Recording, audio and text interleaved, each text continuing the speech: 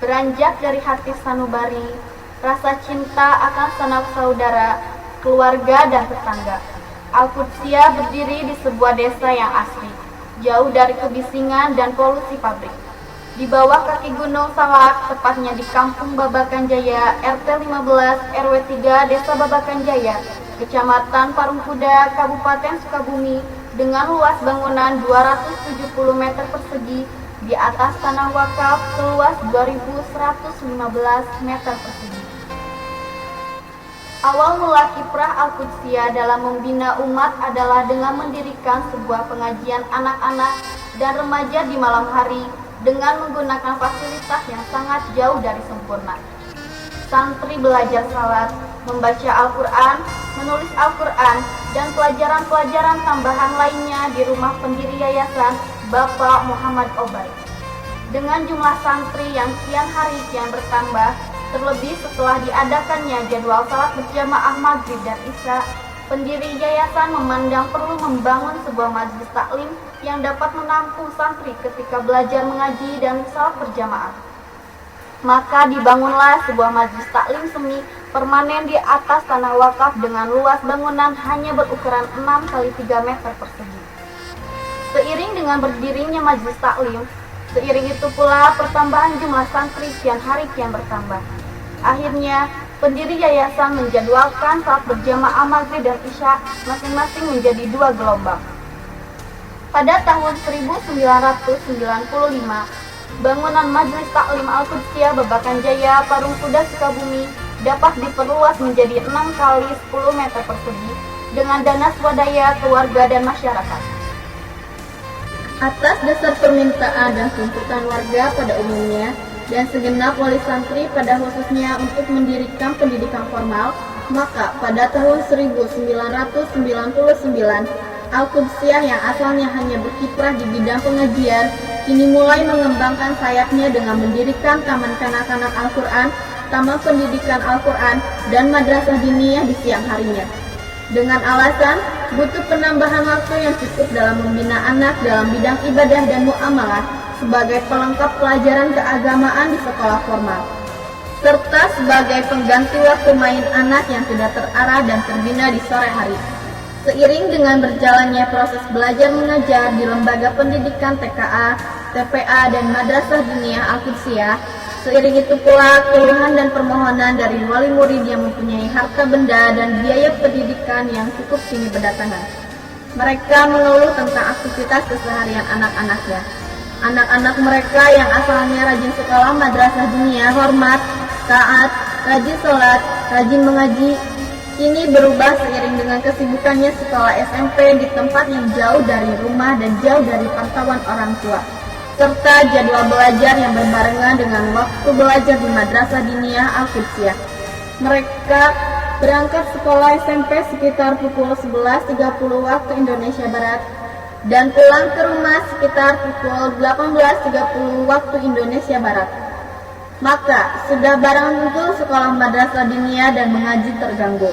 Bahkan mereka enggan melaksanakan salat zuhur dengan alasan takut terlambat masuk kelas, serta enggan melaksanakan salat maghrib dan isya dengan alasan capek pulang sekolah.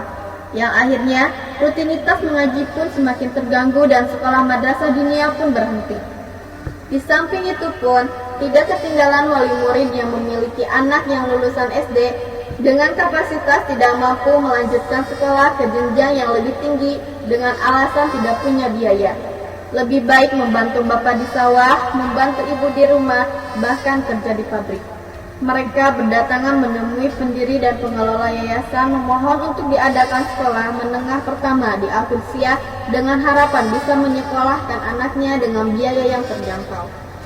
Atas dasar keluhan dan permohonan dari sebagian besar warga Babakan Jaya pada umumnya dan wali murid Madrasah Diniyah Al-Qudsiyah pada khususnya, maka pengurus yayasan mencoba memusyawarahkan dengan pihak terkait guna mencari solusinya.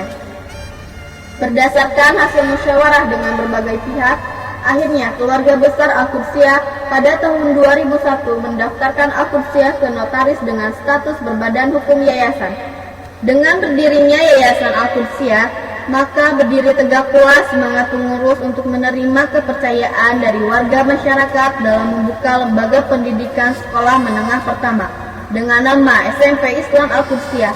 Maka pada tahun 2002, Yayasan Al-Qudsiyah membuka pendaftaran murid baru SMP Islam Al-Qudsiyah tahun pelajaran 2002-2003 dengan menggunakan perpaduan kurikulum Diknas dan kepesantrenan. Dengan menggunakan perpaduan kurikulum Diknas dan kepesantrenan, antusias warga terhadap lembaga pendidikan semakin meningkat, sadar akan pentingnya pendidikan agama dan umum. Setelah 5 tahun sukses membina umat melalui lembaga pendidikan, semakin terasa pula tuntutan zaman seiring dengan kemajuan ilmu pengetahuan dan teknologi dan terbukanya pintu globalisasi di era informasi yang dengan sendirinya sektor ekonomi, sosial, budaya, dan sektor-sektor yang lainnya mengalami kemajuan yang sangat pesat, sehingga taraf hidup masyarakat pun mulai meningkat. Di samping itu, warga masyarakat yang notabene lulusan sekolah menengah pertama atau yang sederajat hanya mampu menjadi kuli serabutan dan lain-lain.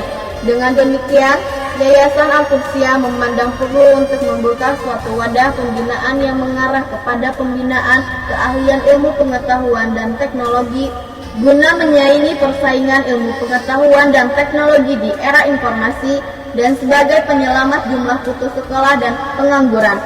Maka terlintaslah sebuah gagasan untuk membuka sebuah lembaga formal yang berbekal keahlian sebagai tindak lanjut dari SMP Islam Al-Qudsiyah. Maka pada tahun 2008, Yayasan Al-Qudsiyah membuka pendaftaran murid baru SMK dengan nama SMK Islam Al-Qudsiyah dengan bidang keahlian teknologi informasi dan komunikasi dan program keahlian teknik komputer dan jaringan. Seiring waktu yang telah berjalan, alhamdulillah, Yayasan Al-Qudsiyah telah mencetak kader-kader yang berkarakter dengan dibekali iptek dan intak. Yayasan Al-Qudsiyah telah memenangkan beberapa kejuaraan mulai dari tingkat desa sampai tingkat nasional. Alhasil, Yayasan Al-Qudsiyah telah menjadi contoh bagi sekolah yang lain di tingkat kabupaten dan sekitarnya. Semua itu tidak terlepas oleh dukungan dari semua pihak, mulai dari keluarga besar Yayasan Al-Qudsiyah yang selalu eksis dalam memberikan dedikasi yang penuh, guru-guru yang profesional dalam pengabdian, dalam membimbing kami, terutama orang tua yang telah membantu kami berupa moral dan material yang tidak dapat kami balas atas jasa mereka, serta sahabat seperjuangan yang telah memberikan pelajaran bagi kami dalam arti sebuah kebersamaan, dalam wadah organisasi siswa intrasekolah, serta ekstrakurikuler mulai dari pramuka, paskibra, drum band, teater, olahraga, amosa, gaya, dan lain sebagainya. Sahabatku, kami bangga menjadi keluarga besar Al-Qudsiyah. Maka dari itu, mari bergabung bersama kami. Terus berharap Allah selalu di sisimu. Insya Allah, insya Allah.